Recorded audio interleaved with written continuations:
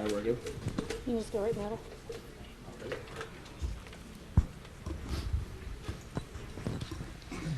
All right, good evening. We are now joined by the winner of tonight's Boys and Girls Club of the Blue Ridge 200, Daniel Hemric, driver of the number 19 Gates Hydraulics Chevrolet.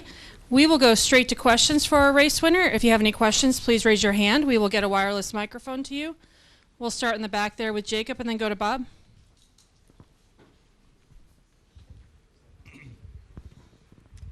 Jacob Zeilman, Raceface Digital. Daniel, two for you. First, you made about as little contact to get to the lead as anybody all night long. I think those of us expected that because of your driving style through the years, but were you nervous that there was going to be contact coming back to you in those final 4 laps? Honestly, not really. I mean, obviously, I've also seen kind of the end of these races as a spectator. I sat about 10 rows up in the grandstands last fall and watched the end of this thing, so I want to be everything except for that. Obviously, as the intensity is ramping up, but guys were kind of taking care of themselves, you know, so it came down to, honestly, if I wanted anybody in front of me there or behind me, it was a teammate. You know, I felt like Tyler knew that he was struggling on entry, and I had an advantage on entry and roll in the middle, and try to give him the biggest, try to be his biggest fan in that moment, but also know we're racing for a win. And hey, sweetheart, you leaving? It's past her bedtime. She's like, go home. I love you. As the story goes, I know. So I tried to just bide my time behind him, but also didn't want anybody with fresh tires to get to us. I thought, you know, once I had an opportunity, he left the bottom. I just had to make sure that I did take advantage of it. But I thought I had enough of an advantage of a truck at that point, though, to do it cleanly. And I knew our trucks are very similar as far as parts and pieces. And I knew how vulnerable my truck was in certain situations. And when he did get off the bottom a little bit, that was my opportunity. So, yeah, just I thought it's funny you asked that question as you were asking that. I was thinking back to series director Seth there talking about getting some respect within the series. And hopefully we proved that we can do it the right way. Obviously, everything that led up to that last start probably wasn't real pretty from my vantage point, but at least when they show back the replay of the finish of this thing, hopefully it shows clean racing. You're a short track guy. What does a Martinsville grandfather clock going home mean to you, not just as a trophy in and of itself, but because this is your first NASCAR win period since the championship? You know, for me, like I said, a short track guy, it's funny. I think back to 2013, getting my first truck start here, and everybody just says, oh, man, he's a short track guy. You know, he's going to love this place. I honestly didn't dislike any other racetrack more than this place. It really just chewed me up, spit me out. Could never find what I wanted here, really within every series. And I got to give my old crew chief, Dave Rogers, there at JGR in 2021, a lot of credit, because we sat down preseason of 2021. And he's like, hey, I'm going to need you to help pick me up at this place, and this place. And he asked me, he's like, what's a weak link for you, a weak track, you know, and I just ultimately just said, man, Martinsville, I have no idea what I want there. Like, I can't find what I'm looking for. He made a point to me to say the first call or text I'm going to get after the race is me calling Dave saying how much I now enjoy Martinsville, and that's the first thing I did. He gave me what I wanted, gave me an idea of what I needed to feel here, and I've really enjoyed being here at this place ever since. So, yeah, super thankful to finally, you know, get that experience in 2021 here. I feel like every time I've come back here, I've known what I wanted. And listen, when you're jumping in the truck, the same chassis that's won the last 2 races here, there's not a whole lot of excuses. We weren't quite as good as they were probably the last 2 races, but we found the way, and that's what good race teams do, strong race teams do, and I'm just proud to be a part of it. We'll go to Bob and then Matt. Bob Hockers, Fox Sports. I have a couple. The first, over the last 50 laps, how much did you think you had a decent shot at winning, and was any of you just like, there goes another one? Yeah, I mean, honestly, we were 4th to 6th place truck, really about a 6th or 7th place truck on short runs all night, and maybe 2nd to 4th place truck on long runs. But yeah, the way we really couldn't get into too much of a long run, just figured we were just going to have to maximize our day, and that was going to be a top 5 run. But like, I've seen Martinsville since I was a kid, and we've all witnessed over the last couple of years. Like, you just got to keep yourself, you know, within the first 3 rows, within striking distance as these races are winding down. I just tried to not necessarily keep ourselves in it, just not take ourselves out of it. I promise you, as the leaders continued to kind of filter themselves out, and all of a sudden it was 18 leading and I was second, I thought to myself, I mean, how can I not choose the front row, right? But gosh, I felt good about the speed, and I really felt like the 38 was going to choose behind me on that last restart there, Bob, and he did. And I honestly, he knew I'd turned underneath him and drove by him pretty cleanly. So Chandler and I've raced together a lot. He gave me space, respected kind of what the 18 and I were racing for there as the laps went on down, and yeah, I mean, I just once I knew I had to go head to head with 18, I felt like I liked our chances, I liked our odds, and about 2 laps after the restart, I felt like I had what I needed, just a matter of when. And did you need to win to validate the decision to go racing in this series? I don't know about validating the decision, but yeah, I mean, I came back here because I knew I could win. I knew this race team as an organization could win. But listen, at the end of the day, we're 5 races into an entire new group on this 19. Like, literally, the only people that are still the same from the same team that won races last year or the last 2 years here is the spotter and the owner.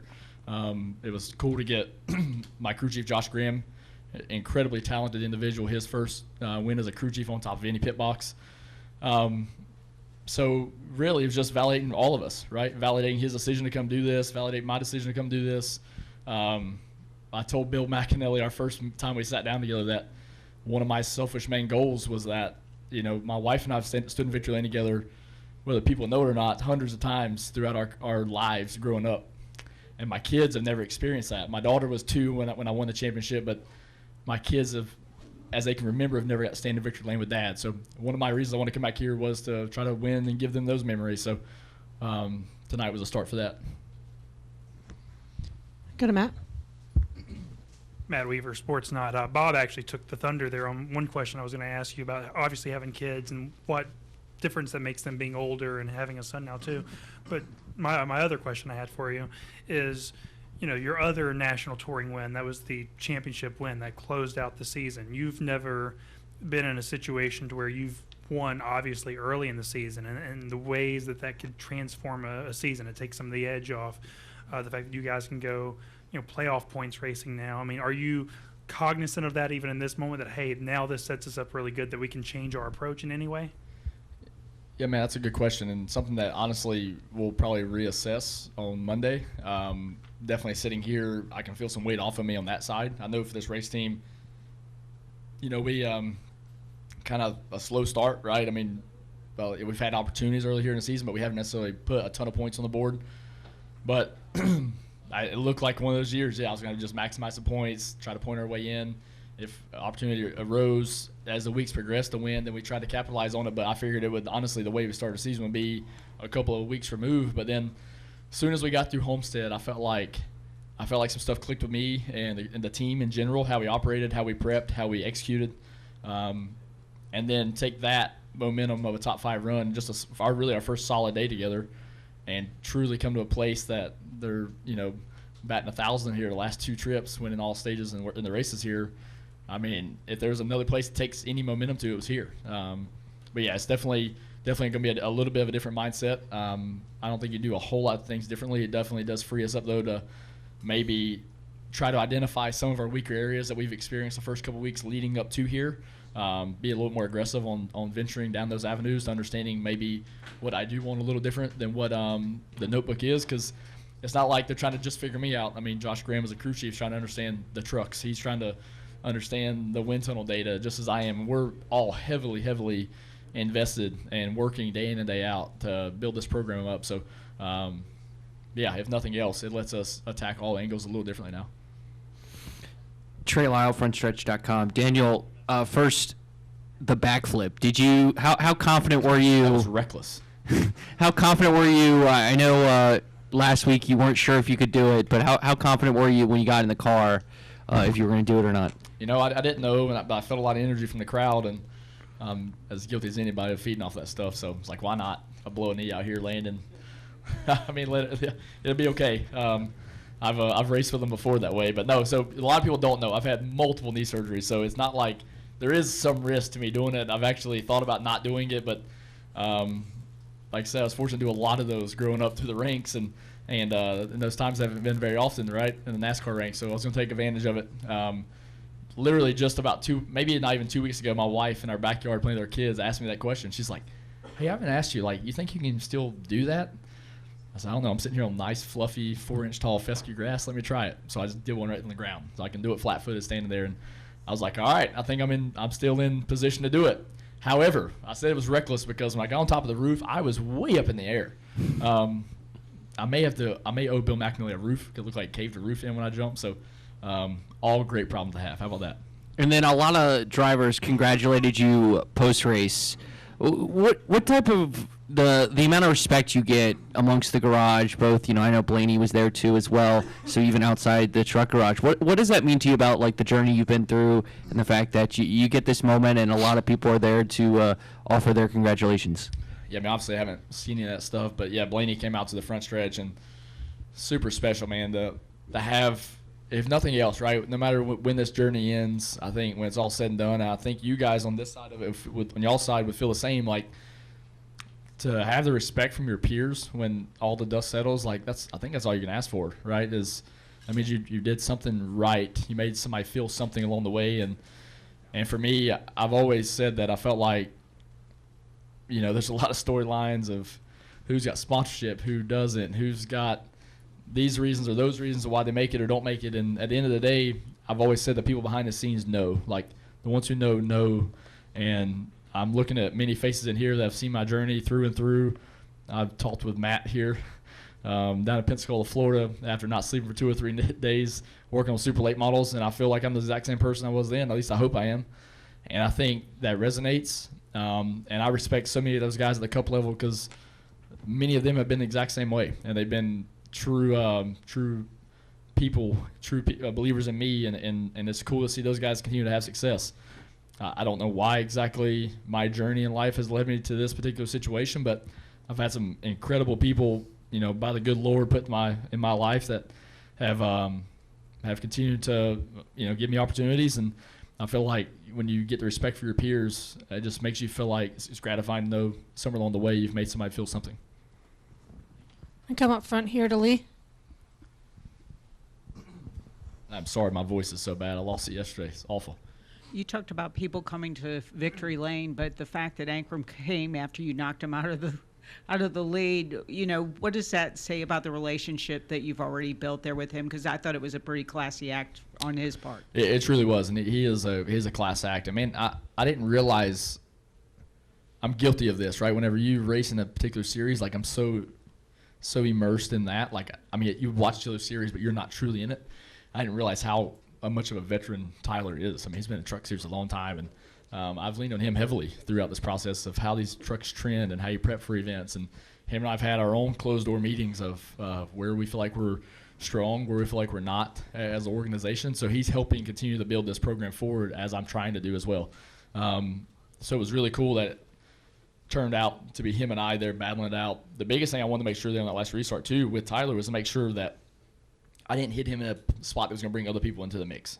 I wanted us both to have nice, clean 2 or 3 laps to separate. So if it came down to it, we both still could salvage really good days. And the worst thing that could have happened in that situation was neither one of us ended up winning the race, right, for our team owner and our partners. So it meant a lot. It's funny. He came to victory lane, and he thought I said, "Are you upset?" And I actually was saying, "Did you end up second?" I couldn't because he couldn't hear me. But no, it was cool. And I'll see if he still takes me up on my he's supposed to road bike with me on next Tuesday. He bailed on me last week, so hopefully he'll come join me this week. He'll probably wear me out. Go back to Matt. Sorry, one more. This is on, I can't tell or not. Okay. Yeah, I got you. Sorry. As a guy that's, for the most part, throughout his career, you've always won. You've won races, you've won championships. When you go to the Cup Series and it doesn't turn out on either stint the way that you particularly would have wanted to, and then I imagine part of this decision coming back here is just wanting to be in the position to win races, compete for a championship again. One, is that low as it looks like from the outside, not being competitive for you, or is just it's all part of the journey and it's always, as you always say, heads down, fin up?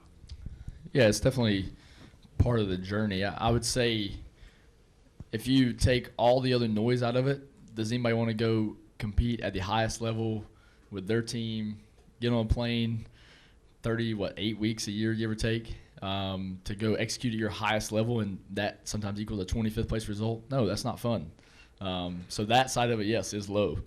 But I found inner peace last year, and really even before that, but definitely last year. Like, you get a couple late race restarts, you run ninth at Dover, right? I mean, you run ninth at a Cup race at Dover, right? And one of the toughest racetracks. Like, some of my heroes ran top 10 there as I grew up, right? Like, watching guys run top 10 there in Cup races. So to me, it just solidified the fact that I could do it, right? And I didn't need anything else more than that. Like, I told McAnally in one of our very first conversations when we talked about possibly doing this together, I told him straight up that I will and have always desired to win on a Sunday. That will never leave me, but my season of life has led me to this situation, and I'm perfectly content. I always thought I only loved racing, and what I've identified over the last couple of years, it's not the racing. It's truly just competing. And I was losing that joy because I wasn't getting to compete for race wins. I love the inner battle with myself and that process of competing with myself, but still not having that chance to experience those things as a family, the things I touched on earlier. This opportunity, this season of life led me to this moment. So, yeah, I'm in a really good place because of all that stuff. Do we have any final questions for Daniel? I'll go back to Jacob to wrap it up.